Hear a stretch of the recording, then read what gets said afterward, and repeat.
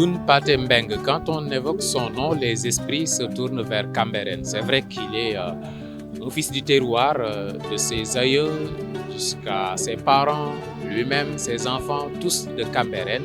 Et aujourd'hui, il est le maire de la localité. Maire de Cambérène, administrateur civil, acteur de développement. Ses collaborateurs le présentent comme un hospitalier, un gentil. C'est vrai qu'il est lébou. Les lébous, ce n'est pas parce que ma maman fait partie de la communauté que je le dis, mais c'est une réalité. Ils sont hospitaliers. Mais Cambérène, aujourd'hui, quand on en parle et quand on a en face de soi son maire, comment présenter la localité? Merci. Merci Pape Cheikh Sylla. C'est un honneur pour moi de discuter, échanger avec vous en marge de ce forum du FIDEPA.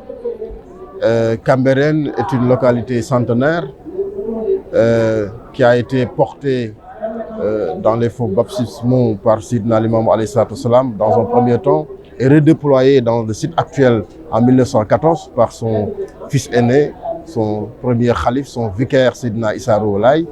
Cambérène en bordure d'océan, front of the sea, c'est une localité qui a un potentiel, mais qui symbolise aussi la capitale de la communauté layène, la capitale de la communauté Ahlul Laye, parce que c'est en ce lieu que Seydina Limamou a reçu les fidèles qui sont venus de partout du Sénégal pour répondre à son appel. L'aspect religieux, c'est ce qui ressort en premier quand on parle de Cambérène. Absolument, naturellement, parce qu'en fait, comme je l'ai dit récemment dans un cadre, Cambérène est la seule localité dans la ville de Dakar, dans le département de Dakar, qui a été fondée par un guide religieux, Seydina Limamou alayhi salatu salam. Donc on ne peut pas parler de Cambérène sans évoquer ce statut éminemment religieux. Oui, une localité lébou, donc forcément le lotissement pose problème. Naturellement, comme partout chez nos parents, qu'on soit à Yoff, à Ouakam, à Ngor ou à Thiaroye Géej, ou même plus loin vers Guet-Ndar, je dis souvent que les bouts sont tellement solidaires, ils s'entassent, ils préfèrent s'entasser. Et ce qui fait que, naturellement, ils ont un habitat, des fois, qui ne répond pas aux normes standards qu'on connaît. Mais Cambérène, quand même, garde une particularité, parce que le guide religieux Seydina Issa Rouhou Laye avait tracé Cambérène au départ sous forme de U. Quand vous allez à Cambérène, vous allez voir des concessions, de grandes concessions sous la forme de U. Et c'est ce modèle-là qui a prévalu à l'époque. Mais avec l'urbanisation, avec l'évolution, les choses ont quand même bougé.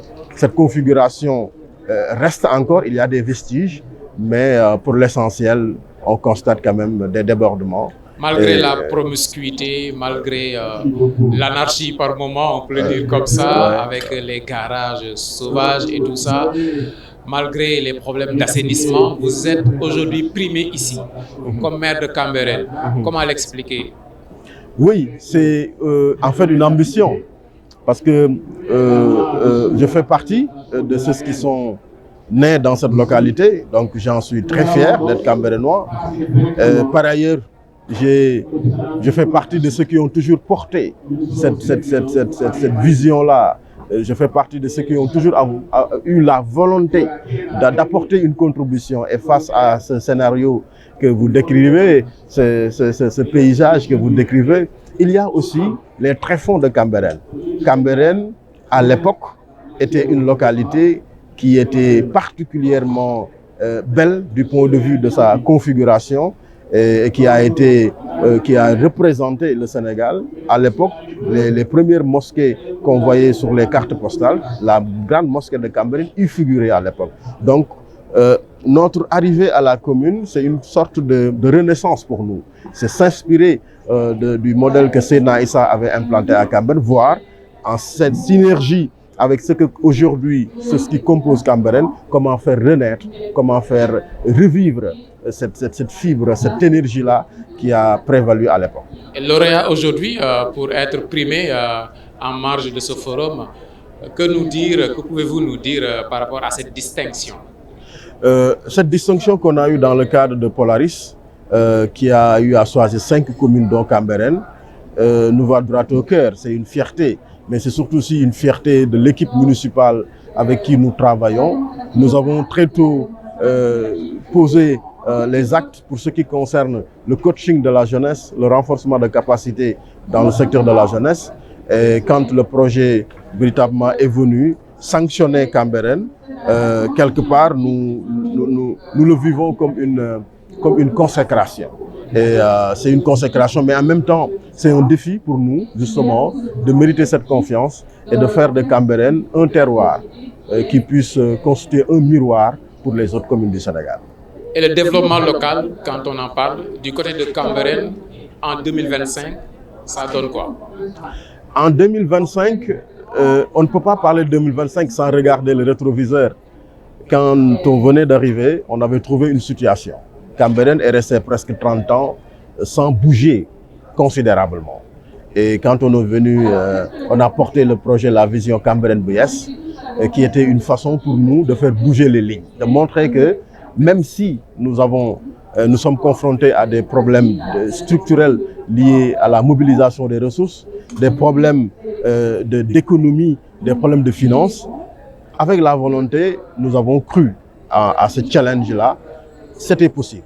Aujourd'hui, après 3 ans, après 4 ans, on se rend compte qu'effectivement, les lignes ont bougé. Au-delà du maire que je suis, vous pouvez vous adresser aux Cambérénois qui vont vous dire qu'effectivement, dans l'essentiel des secteurs qui intéressent le développement, beaucoup de choses ont été enregistrées comme réalisation.